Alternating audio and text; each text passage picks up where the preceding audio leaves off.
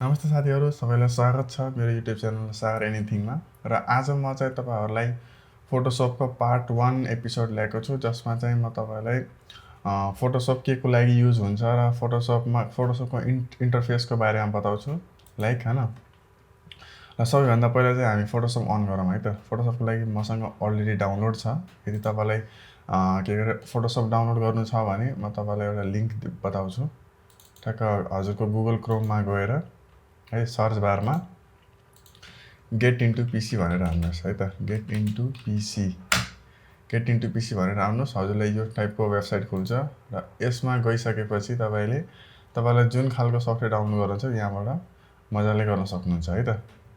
र मैले मिनिमाइज गर्छु र फोटोसप अन गर्छु। डबल क्लिक गरिसकेपछि फोटोसप अन हुन्छ हाम्रो। म यहाँ रिफ्रेस गरिरहेको छु हैन। देख्नु भएको छ, लोडिङ भइरहेछ।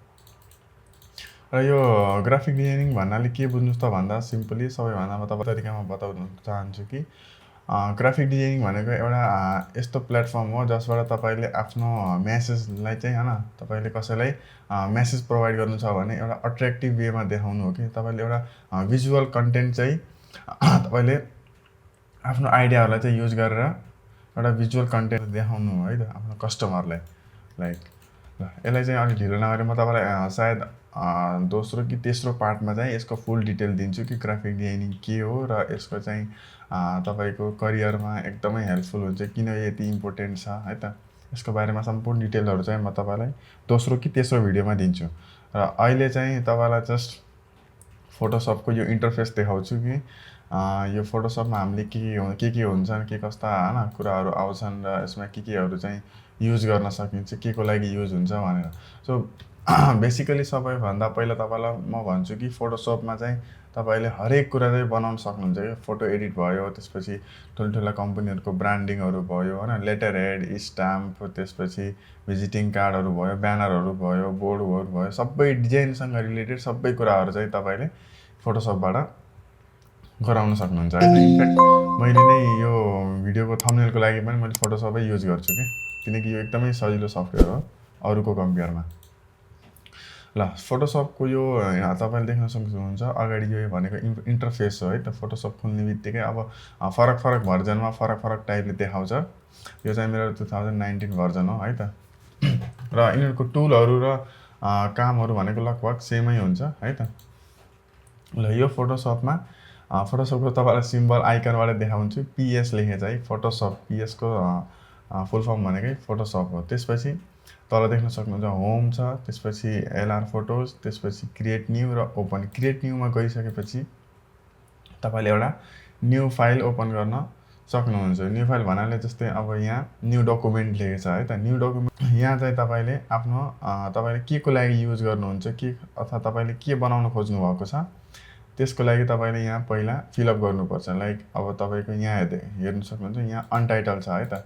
सबैभन्दा पहिला तपाईँले यसमा फाइलको नाम लेख्ने, जस्तै मान्नु मैले PRACTIC प्र्याक्टिस लेखेँ है त। जस्तै यो मैले प्र्याक्टिस लेखेँ। त्यसपछि यहाँ हाम्रो पिक्सलहरू युनिट अथवा डिफ्रेन्ट युनिटहरू दिइराखेको हुन्छ।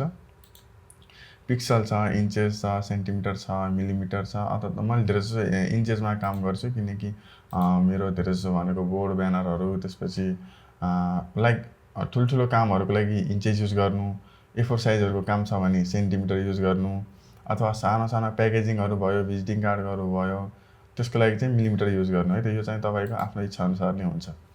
त्यसपछि हामी यहाँ देख्न सक्छौँ यो विड्थ, फिट भनेको लम्बाइ है त, लम्बाइ। यो हाइट भनेको चाहिँ चौडाइ अथवा उचाइ।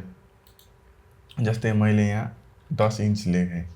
त्यसपछि हाइट मैले राखेँ यसमा चाहिँ 6 इन्चीको हाइट राखेँ है त। त्यसपछि यहाँ रिजोल्युसन भन्ने हुन्छ। रिजोल्युसन भनेको एउटा लाइक पिक्सल बनेकोलाई रिजोल्युसन भनिन्छ कि। जस्तै एउटा कोठा हुन्छ नि, त्यो कोठा मिलेर तपाईँको एउटा पुरै इमेज बनेको हुन्छ नि, लाइक फोटो बनेको हुन्छ नि। सो त्यसमा अब जस्तै मैले 72 छ है। यो भनेको अब यदि तपाईँले ठुल्ठुला बोर्डहरू बनाउनुहुन्छ भने त्यसमा चाहिँ तपाईँले 72 युज गर्नुपर्छ।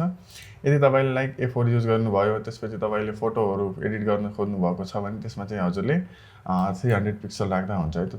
सो मैले 300 पिक्सल राखेँ। त्यसपछि चाहिँ यसको तलपट्टि यहाँ देख्न सक्नुहुन्छ कलर्सहरू त्यही छ। ग्रेस्केल भनेको तपाईँको ब्ल्याक एन्ड व्हाइट हुन्छ जुन युजै हुँदैन त्यति साह्रो। त्यसपछि आरजिबी कलर भनेको यदि तपाईँले अनलाइन काम गर्नुहुन्छ अथवा तपाईँले कसैलाई तपाईँले आफ्नो डिजाइन सो गर्न खोज्नुभएको छ अथवा तपाईँले कसैलाई फोटो सेन्ड गर्नुहुन्छ भने तपाईँले आरजिबी कलर चुज गरेर फोटो सेन्ड गर्नु अथवा क्लाइन्टलाई तपाईँले कुनै प्रेजेन्टेसन गर्नु। र अर्को भनेको CMYK कलर। CMYK भनेको प्रिन्टिङको लागि युज हुने हो है त। CMYK भनेको 4वटा कलर मिलेर बनेको हुन्छ जुन चाहिँ प्रिन्ट गर्नको लागि युज हुन्छ है त। त्यसपछि म युजुअली यो क्रिएटमा चाहिँ क्लिक गरेँ र देख्न सक्नुहुन्छ यो तपाईँको पेज ओपन भएको छ है त। यो हाम्रो 10x6 अथवा 10 इन्ची बाई 6 इन्चीको हाम्रो यो पेज खुलेको छ। पेज अथवा आर्टबोर्ड भनौँ न, यसलाई बेसिकली आर्टबोर्ड भन्छन्। र यो चाहिँ हाम्रो 10 इन्चको लम्बाइ र यो हाम्रो चाहिँ 6 इन्चको हाइट है त।